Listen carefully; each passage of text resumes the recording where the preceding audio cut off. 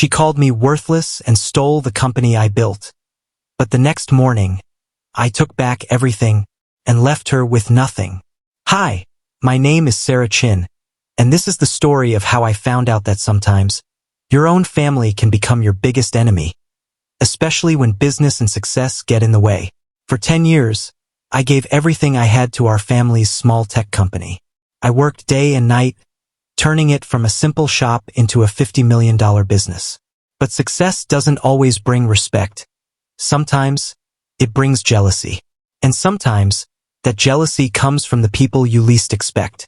I still remember the early days. Back then, our business was just a small computer repair shop in a quiet strip mall. My dad had started it 20 years ago, and even though it barely made enough money to keep us going, he was proud of it. My sister, Emma, was always his favorite.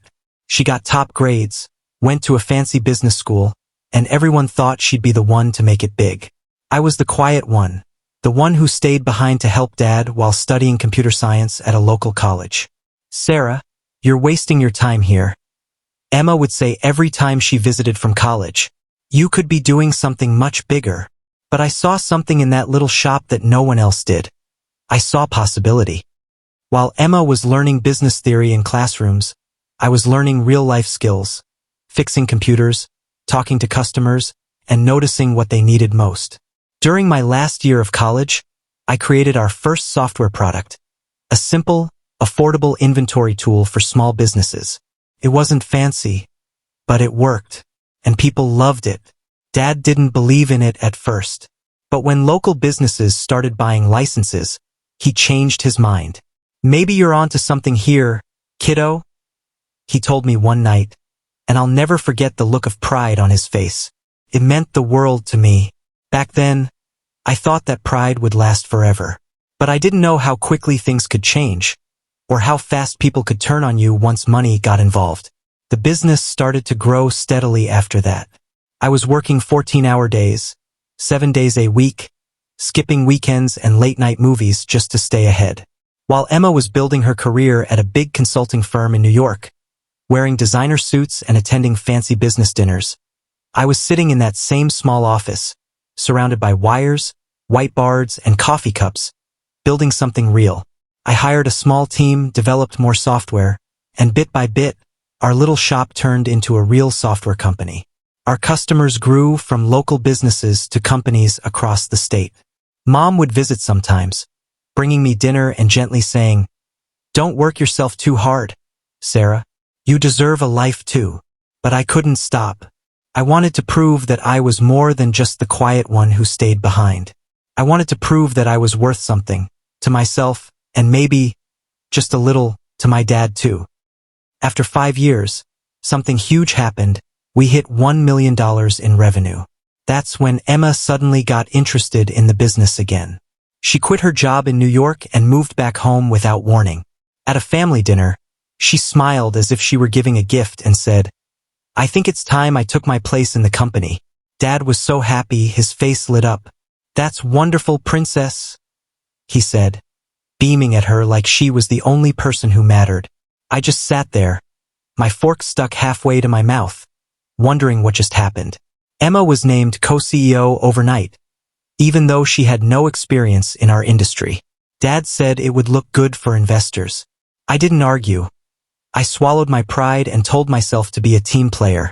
I focused on development and operations while Emma handled the public image. She became the face of the company, giving speeches about women in tech, accepting awards for entrepreneurship, all based on the products I built and the clients I brought in.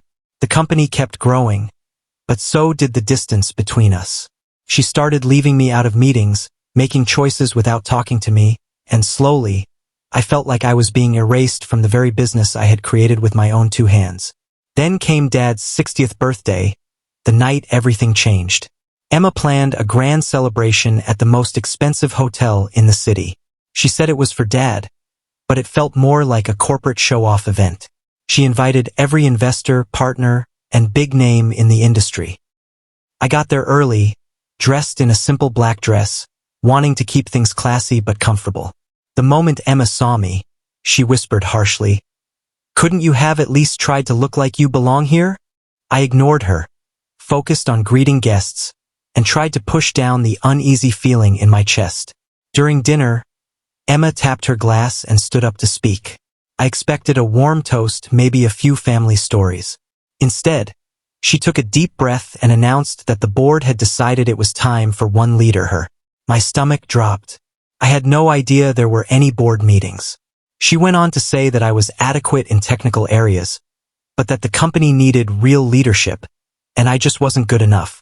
She called me out in front of everyone, told the room I was worthless in today's market. I looked at Dad, waiting for him to say something to stop her, but he just nodded with pride as if he agreed with every word. Mom sat there, staring down at her plate. That was the moment I realized I was alone, completely and utterly alone. But I didn't cry. I didn't scream. I just stood up, walked to Dad, gave him his gift, whispered happy birthday, and left the ballroom with my head held high, because I already knew something Emma didn't. That night, I sat alone in my home office, surrounded by the very awards, certificates, and patents that bore my name, the real proof of everything I had accomplished. I didn't feel defeated. I felt calm, focused. While Emma was toasting herself in that ballroom, I was at my laptop, typing out emails to every major client, partner, and team member, informing them of the sudden leadership change and my resignation. But that wasn't all. I also attached details about a new venture, a new company that would continue the real work we'd started years ago. You see, what Emma never knew was that I owned 51% of Chin Technologies. Years ago, when we needed capital, Dad had quietly sold me extra shares, papers he signed without reading, too busy chasing Emma's success. And the software that brought in 80% of our revenue, it didn't belong to Chin Technologies. It belonged to my separate company, Innovate Solutions LC. Chin just had a licensing agreement, one that expired that very night. All the power she thought she had was about to vanish by morning. The next morning, I showed up at the office early. Emma walked in wearing a bright smile, Dad at her side, both looking like they had already won. "What are you doing here?" she asked, like I was a guest in my own building. I simply smiled. "Wrapping up loose ends," I said. "But since you're here, let's talk about the company's future." I pulled up documents on the big conference room screen. I showed them the ownership papers, the expired licensing agreement, and then the client contracts, most of which had loyalty clauses connected to me personally. I had already notified them of my departure, and the terminations were pouring in. Developers, too. Most of the top team didn't work for Chin Technologies. They were hired through Innovate Solutions, and I had already offered them jobs at my new company. The room went silent. Emma's smile fell apart as she checked her phone. Her voice shook as she said, "You can't do this." And I replied, "You mean the company you tried to steal? The one you thought you could take because you had Dad's approval and a fancy degree?" I gave them two options. One, I leave with everything. My clients, my software, my team. And Chin Technologies becomes an empty shell. Or two, they both step down, stay as silent partners, and let me take full control. Emma's face was burning red. "You planned this," she said. "You stabbed us in the back." And I just laughed. No, Emma. I just finally stopped letting you walk all over me. By noon, lawyers had arrived. Paperwork was signed. Emma was out. Dad stepped back. And I sat in my office, looking out at the city, holding a copy of the documents that made me sole CEO. The victory didn't feel like a celebration. It felt like a funeral for the family I once believed in. That evening, Mom came to visit me. Her eyes were swollen from crying. "Did it have to happen like this?" she asked softly. I nodded. They left me no choice. She sat beside me as I showed her my plans.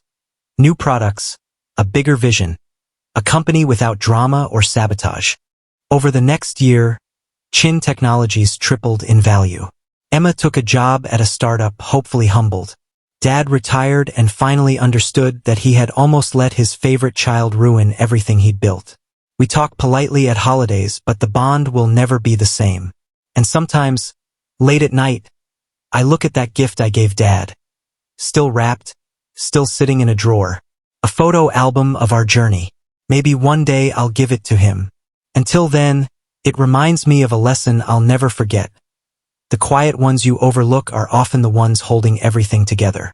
These days, people whisper when I enter business events. That's Sarah Chin, they say. The one who... But they don't finish the sentence. They don't have to. My work speaks for itself. I was even invited to speak at Emma's old business school. The topic? The power of being underestimated. I smiled as I accepted, because sometimes the best revenge isn't loud. Sometimes it's quietly rebuilding bigger, stronger, and better than ever before. And as I sit here in my corner office, looking out at the skyline, I know one thing for sure. They called me worthless. And now, they watch as I build an empire they'll never be a part of. If you enjoyed this story, don't forget to like, subscribe, and hit the bell icon for more true stories of betrayal, revenge, and powerful comebacks.